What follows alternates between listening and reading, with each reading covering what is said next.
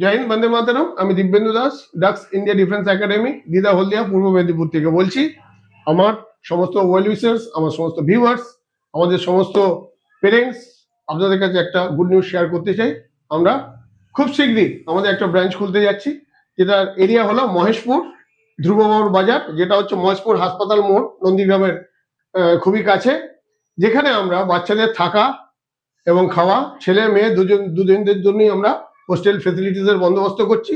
সঙ্গে আমরা অ্যাকিউট একটা ক্যারিয়ার কাউন্সিলিং করে ওদের আরো ঠিক পথে, আরো ভালো রাস্তা দেখাতে যাই, যাতে আরো ভালো রেজাল্ট পাই। আপনারা জানেন অলরেডি আমরা এই কম সময়ের মধ্যে, যদি আপনারা গুগল সার্চ করেন দেখতে পাবেন আমরা এখন 9th র্যাঙ্কিং এ যাচ্ছি এই 2-3 বছরের মধ্যেই। তো সেই কারণে আমি আবার বলছি, বাচ্চাদের বসবেন না। আমরা ইনিশিয়ালি ভর্তির আগে আমরা এখানটা আমাদের এটা এইচওটাকে আমরা ভিজিট করাবো বাচ্চাদের, দেন আমরা আস্তে আস্তে শিফট করবো। আমাদের অ্যাডমিশন স্টার্ট হয়ে গেছে।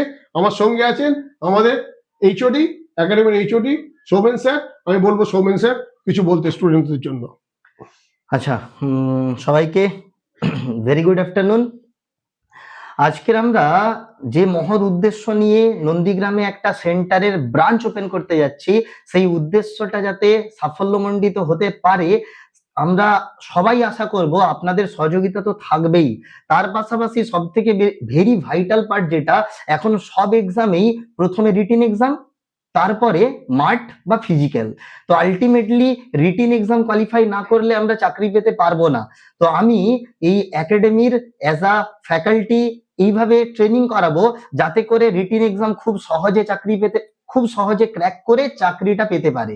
তো আলটিমেটলি রিটিন এক্সাম রিলেটেড সমস্ত খুঁটিনাটি নিয়ে আমি আলোচনা করার জন্য হলদিয়া ব্রাঞ্চে তো রয়েছি, নন্দীগ্রাম ব্রাঞ্চেও আসছি, তোমাদের সবার সঙ্গে দেখা হবে।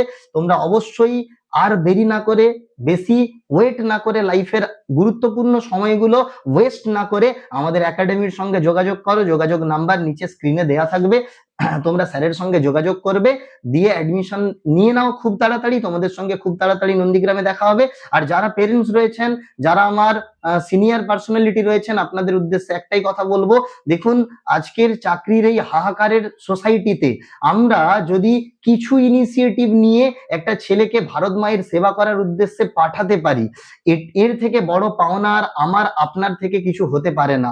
আমরা যদি একটু ইনিশিয়েটিভ নিয়ে ভারত মায়ের সেবা করার জন্য আপনার ছেলে বা মেয়েকে সরকারি চাকরি শুধু নয়, ভারত রক্ষা শুধু নয়, নিজের এস্টাবলিশমেন্ট, নিজের সোসাইটি তৈরি, সোসাইটিতে আমাদের সবার নাম উজ্জ্বল করা আপনার ছেলে বা মেয়েই পারবে। তো এই উদ্দেশ্য নিয়ে এই সহযোগিতার হাত বাড়িয়ে আপনারা সবাই আমাদের সঙ্গে থাকবেন, এটুকু আশা করব। তো আর বেশি দীর্ঘায়িত করব না। আমি তো থাকছি ডাস্ক ইন্ডিয়া ডিফেন্স একাডেমির সঙ্গে একাডেমিক পোর্শন নিয়ে। আর যদি কোনো প্রবলেম থেকে থাকে বা কারোর যদি এক্সট্রা কোনো কোয়ারিজ থেকে থাকে, স্যারের সঙ্গে নিচে দেওয়া কন্ট্যাক্ট নাম্বারে যোগাযোগ করো। আর সঙ্গে গার্ডিয়ানদেরকে বলবো আপনারা সহযোগিতার হাত বাড়িয়ে দেবেন, আমরা যাতে আরো ইন্ডিয়ার নাম্বার 1 নয়, বিশ্বের কাছে, বিশ্বের দরবারে একটা ভালো জায়গায় পৌঁছতে পারি। আমাদের হলদিয়া, শুধু হলদিয়া নয়, মেদিনীপুর নয়, পুরো পশ্চিমবঙ্গের ছেলেমেয়েরা যাতে ভারতে আবার একটা ভালো জায়গা পেতে পারে। সেই গোপাল কৃষ্ণ গোখলের মতে, বাংলা আজ যা ভাবে, ভারত আগামী কাল তা ভাবে।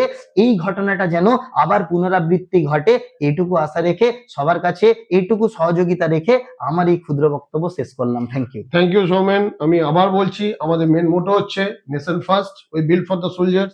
আমি আমার একাডেমির পক্ষ থেকে আবার আপনাদের রিকোয়েস্ট করছি, বাচ্চাদের বসাবেন না, ঠিক ওদের ক্যারিয়ার কাউন্সিলিং এর জন্য একবার পাঠান। এবং সবাই মিলে আমরা একটাই শব্দ বলি সবসময়, যেটা এখনো বলবো, ভারত মাতা কি জয়, ভারত মাতা কি জয়, ভারত মাতা কি জয়। থ্যাংক ইউ, জয় হিন্দ।